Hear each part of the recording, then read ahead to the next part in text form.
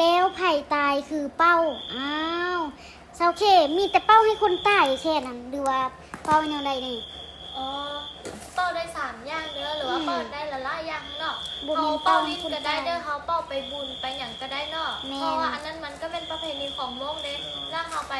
แบบมาฮอดบุญกินเจียเขาก็เป้าได้ฮอดไปใส่กระเป้าได้มันไม่มีปัญหาเด้อ แม่นมันบ่ได้มีปัญหาเด้อเป้าให้คนเสียชีวิตแน่แล้วก็เป้าให้อันบุญปีใหม่แล้วก็บุญกินเจียงอีกค่ะนะพี่น้องมันมีแน่หลายแนวนะประเพณีมงเด้เนาะบ่แม่นเป้าให้แต่คนเสียชีวิตเด้อมื้อนี้ได้ค่ายจากออเดอร์ละ มีได้ร้อยไป ได้ร้อยป้ายออเดอร์ป้าเจียงได้แต่5ออเดอร์มื้อนี้นะ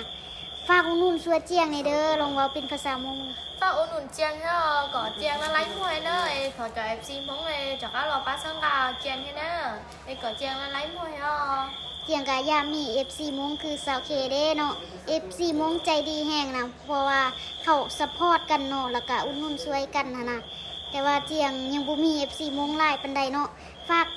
ติดตามแล้วก็ให้กำลังใจฝากซื้อสบู่ช่วยเจียงเด้อ3ก้อน4ก้อน5ก้อนส่งฟรีให้10ก้อนในราคาตัวแทนเด้อ